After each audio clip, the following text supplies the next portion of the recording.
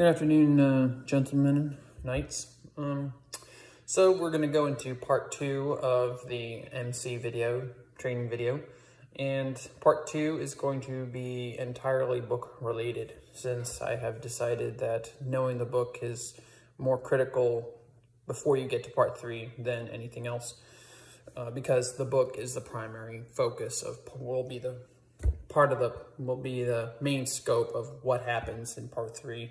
As that's the main job you have as MC in part 3 is assisting Father with the book. And so without further ado, I'm going to be using, because I don't have an altar missal, the Roman missal for, the daily missal, the 1962 version. Mine is the 1962 version by Baronius Press, originally sold by the Fraternity, created and sold by the Fraternity of St. Peter. So I have it set up for tomorrow, the second Sunday after Pentecost, which is on page 759 of this particular missal. If you're using the Father Lassance missal, which is a 55, I believe, missal, you're going to have different page numbers, and so you'll have to find the separate mass for yourselves, which is just good practice. But for those of you who are using the same missal as I am in this, which is the Baronius, again, the Baronius Press 1962 hand missal, the mass I'm going to be using is tomorrow, the second Sunday after Pentecost, page 758 is really where it starts. And so, as you're all aware, on 758, you're going to have the varying parts of the Mass, the propers, known as the propers. You've got your introit, collect, epistle, gradual, gospel, offertory, communion, post-communion. In the missal on the altar, the introit remains introit. Collect will be oratio. Epistle will still look, everything is going to look almost exactly the same, except for collect, which will say oratio. But the structure remains the same. So it goes introit, collect, epistle, gradual. If there is a tract, you have a tract. Then you have the gospel, offertory, secret, communion, post-communion. And it's always going to be that way, no matter what day it is throughout the church year. So whenever you set up for the Mass, you look, you can go to RomanMassMemphis.com, or you can just become fluent in how the missal works. And it is really pretty basic. All of your Sundays throughout the church year, in the hand missal, in the 1962, it's going to vary between missals. I can't remember how it is in the Father Lassance. In the hand missal, all of your Sundays come before you get to the red pages. I call them the red pages. They are the pages that remain consistent. They are the regular parts of the Mass. I call them the red pages because they have the only pages in the book that have the red text. So all of your Sundays throughout the church year, and all of your Sundays throughout the church year, we'll just keep to that, are going to be before you get to those red pages. Like the very last day before you get, I just want to make sure that I have this right. The very last day before you get to your prefaces is going to be the 26th or 27th Sunday after Pentecost. 24th, sorry. There's only 24 Sundays after Pentecost. So the 24th Sunday after Pentecost is the very last Sunday in the hand missal. And then it skips backwards. You go backwards to Advent. In the missal, the altar missals, this is different. The Sundays preceding Easter are all before the main pages of the Mass, aka the red, which are equivalent to the red pages in your hand missal. It's not that way in the missal. Yes, there is some red text in the altar missal, but there's also red text incorporated into all the different pages of the missal. You can't just say they're the red pages. They are the main Mass pages, the pages that remain constant no matter what. All of the propers that precede Easter are in front of those primary Mass pages on the altar missal. And all of the Mass Sundays and feast days that follow that begin at Easter and follow Easter are in the pages preceding after the main Mass pages. So you got from Advent up to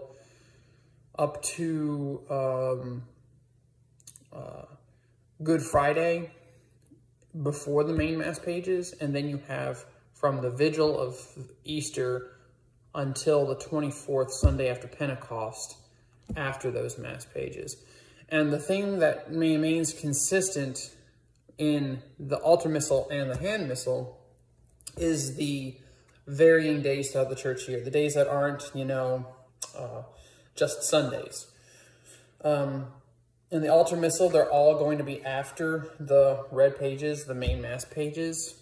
And so if you're setting up the missal for a weekday, you're going to be looking in the back portion of the missal, not the front portion. And if you're looking to set up for Sunday, if it's before Easter, you're going to be looking at the front part of the missal, not the back half. If it's after Easter and you're setting up for Sunday, you're going to be looking at the back half. So just to reiterate, Sundays before Easter in the front of the missal, Sundays after Easter in the back part of the missal. And this is in relation to the main Mass pages. So, getting back to where we are, I have it set up for the second Sunday after Pentecost. At the beginning of Mass, the main Mass missal is going to be open to the propers of the day, since that's the first thing Father's going to be using. After he ascends the altar and imposes incense and incenses the altar, he will remain standing at the center as the choir intones the Kyrie and the Gloria. Once the Gloria is done, he will come over, he will turn around and say, Dominus vobiscum, et cum spiritu tuo. He'll come over and he'll read the collect. You will point, and he'll read the oratio. You will point to the oratio. So he'll come over and he'll turn towards the tabernacle and say, Dominus vobiscum, et cum spiritu tuo. As he turns towards the tabernacle, that's when you point to the oratio. And you remain pointing to the oratio until he turns back and begins reading. Then you remove your finger so that he can read. There's no need to point to it once he's found it.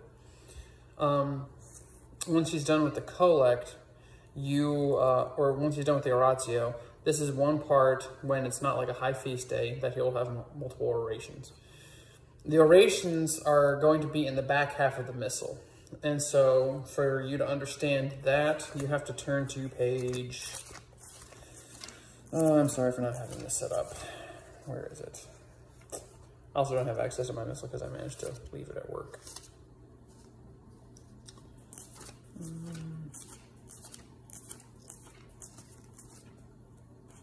Various devotions.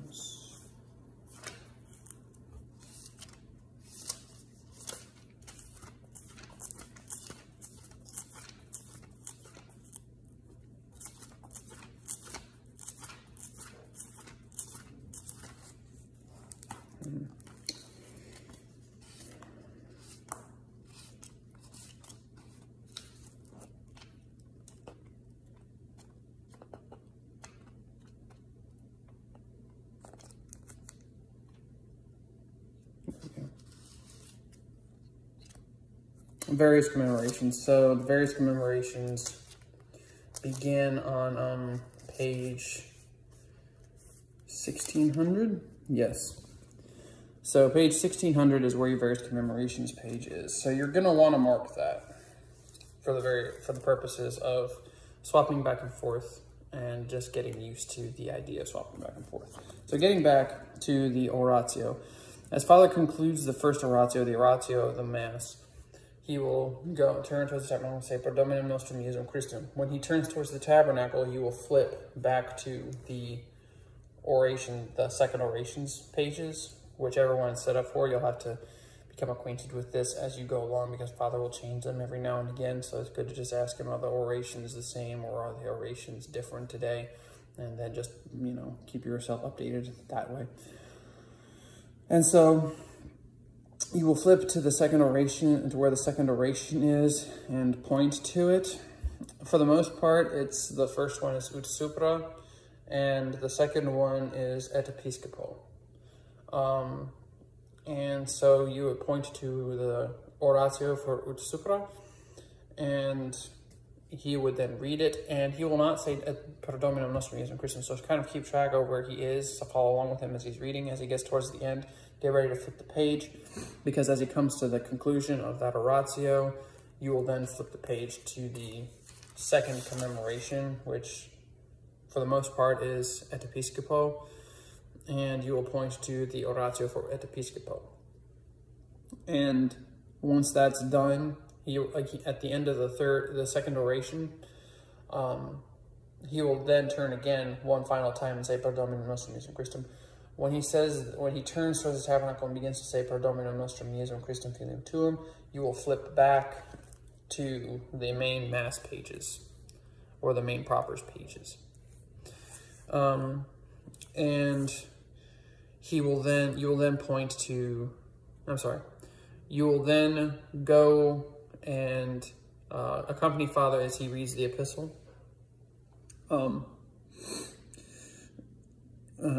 Once he's done with the epistle, he'll hand the book back to the crucifer, and the crucifer will begin to move away, but Father will go sit down in his chair, and you will accompany Father to the chair, pick up the bread, and hand it to him. Once that's done, you come back to the altar, he comes up, and he will come over to read. Well, actually, he won't come over to read anything. It will be the beginning of the gospel at that point, because the choir sings the gradual. Father does not read the gradual. You get to the gospel, you'll move the book for the gospel, all that good stuff. If the gospel page has not been turned to, and you have forgotten to turn the gospel page beforehand, then it's a good idea to turn to the gospel page after you have moved the book, because the gospel page should be opened to as Father reads it to the congregation. So once that's done, he'll read the gospel, you incense him, and you'll move the book closer, all that good stuff. All that stuff is in part 1. And then he'll go over and he'll have his sermon. And now we're getting into the areas where I haven't covered rubrically, and we'll get to the rubrics of it in part 3. And we'll just try to stay focused on the book as much as possible and only use rubrics when necessary. So now we're beginning the offertory. Father can take care of saying the offertory prayer himself, because you need to be moving over there for the chalice veil, so don't worry about that. The next moment you're going to need to understand is the secret. Once you're on Father's left, and again, don't worry about how you got there, I will get to that in part 3. You're going to end up on Father's left, where the book is on the gospel side, eventually, and it is just before the preface that this happens. And he will turn around and he'll say, the Orate Fratres, and you will respond with Suscipiat. At the end of the Suscipiat, you turn the book, you point to the secret. At the end of the Suscipiat, you point to the secret prayer, which should be opened to.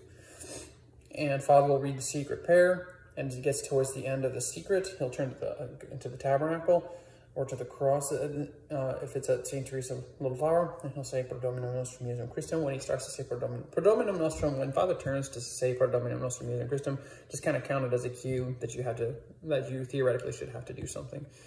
In this case, when he turns after the secret and says Per Dominum Nostrum Iesum Christum, you're going to turn to the preface page on, this case, 884. And if you'll notice, in your hand missal, after the secret, it says Preface of the Holy Trinity, 884. This is exactly the same as it is on the altar missal, only it's in Latin. And it will say something like, I can't remember verbatim, but it'll say Preface, I can't remember, dash it whole. I can't remember what the Latin word for preface is, but it will say Preface Sanctissima Trinitate is how it will be in Latin. But it is very similar to how it is in English. It's really not hard to follow the Latin to English, and you can find translations online, or you can just call me up. I might not be able to remember verbatim how it is, but I can give you enough information to find it. So as soon as that's done, you will turn to that preface that you should have had pre-ribboned, you'll need to mark that with a ribbon before Mass. So when you're setting up for Mass, look for, you set it up for the day, and then after the secret, you look for the preface, and then you set the preface based on what the secret says. So once Father's done with the secret, and he begins to say, Per Dominum Nostrum Iusum Christum, you turn it to the preface. And he will say, and in the altar missal, it has all of the preceding prayers to it. So it'll have Dominus Vobiscum et Conspiritu, Dorsum Corda Habebus. All that will be within that page. You don't have to worry about flipping to different pages. It's not like it is in the hand missal. In the hand missal, the preceding prayers to the preface are in the red pages. It's not like that with the altar missal. On the altar missal, it's all on the preface page. So just turn it to the preface page. All of the stuff Father needs is on the preface page. You'll go all the way through the preface, following along with the choir as they sing it. As he gets to the Sanctus, as he gets towards the Sanctus, I'm sorry, Father will sing the preface. I'm sorry, Father intones the preface, the choir does not. So as he gets towards the end of the preface, Father's not going to intone the secret anymore because the choir intones the secret. So as he gets towards the end of the preface, once he's done with the preface, that's it, you're done. You can now turn it to the primary Mass page, which is the first tab, and now we'll talk about tabs. In the altar missal, there are a set of, I think it's 8 red or black tabs, depending on the style of missal. And they're all right in the center of the book. Those are your main Mass pages. Convenient, right? You'll turn to the first tab. And on the first tab, it depends on the missal. Some missals, you just turn the page, and it turns you right to the canon. Other missals, you'll have to turn the tab and then flip back one, because the canon is on the preceding page. Either way, you'll turn it to the tab, turn it to the canon of the Mass, and that's where Father begins the Holy Sacrifice to the Masses at the canon. He'll start to say the canon. You follow along with Father as best you can. Just sort of follow along with his eyes so that you can get an idea of where he is. Father will do this number when he wants you to turn the page. He will drop his pinky or move his pinky out towards you, like he wants you to flip the page. So this is the critical part. The thing that MCs get wrong the most on the altar when it comes to the book is not how complicated the book is at this point. It is losing focus and not paying attention to Father. That is where you start to make mistakes. And the mistakes start to add up rapidly, because once you make one mistake, you start to harp on it and you forget to stay focused again, and it becomes a chain reaction. If you make a mistake in terms of not focusing on Father, do not harp on it. Just stay focused on Father and continue to help him whatever way you can, and accept the mea culpas later. So you follow along with Father. If he signals to flip the page, you flip the page.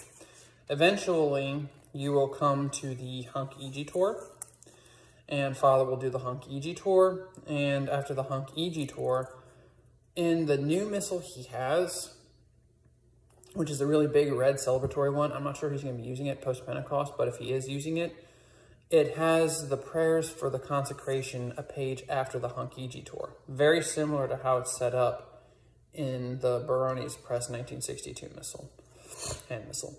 So in the new missal Father has, a new big red one, you have to wait up there until he's done all of the Hunc Igitur prayers, or all of the communion prayers, before you turn that page. And you have to stay up there and turn that page to which leads to the consecration, and then you go down. Whereas with the older missals that we have at St. Teresa Little Flower and Blessed Sacrament, you can go down right after the Hunc Igitur and just prepare to assist with the consecration. So for the consecration, you simply, if it's a fiddleback, so it's self-explanatory. The fiddleback is looks like a fiddle. If it's a fiddleback, you just raise it up ever so slightly. It doesn't have to be a lot. You raise it up ever so slightly, and you're done. You raise it up every time he elevates the host, and that's it. So, and he genuflects and gets back up. That's when you prepare. As he lifts the host, you lift the fiddleback. As he lets the host down, you let the fiddleback down. And then he'll genuflect again. He'll pick up the chalice, do the same thing when he has the chalice. So if he has the Gothic style vestments, then you pull out. You pull out in a way you don't lift up so much, as you just pull the vestment out and then like go up and down with Father. You don't lift so much as you follow Father's movement as necessary. You pull out to get it off of his back, and then as he raises a host, if his shoulders are raising the vestment, you lift your hand up with it. So just follow Father's input a little bit with that. You can be a little bit preemptive and lift up a little bit, but you don't have to bend the vestments up. Once the consecration is done, Father will genuflect one last time after he set the chalice down. You get up with Father and you immediately go and you turn the page to the next page using your tab. You turn the next tab. Let's backtrack a little bit because I forgot to mention one thing. After you turn the first tab, there's going to be a second tab. Most of the time you can skip it because those are special communions or special, dash it all. Those are special commemorations. Those are special commemorations. No, I had it right. Those are special communicantes for the specific masses, special masses throughout the church here. You have, in your 1962 missal, you have, if you go to page 938, you'll see them saying, you'll see that it has a special communicante for Christmas, Epiphany, and then you go to the next page, you'll see Easter, Ascension, and White Sunday. That's the same in the altar missal. It's just that those are on the second tab, so you can, if it's not a special occasion, then you can skip that second tab and move to the third tab. So let's get back to, skipping ahead past the consecration, you get up, you turn to the next tab, you turn the tab for Father immediately upon getting up.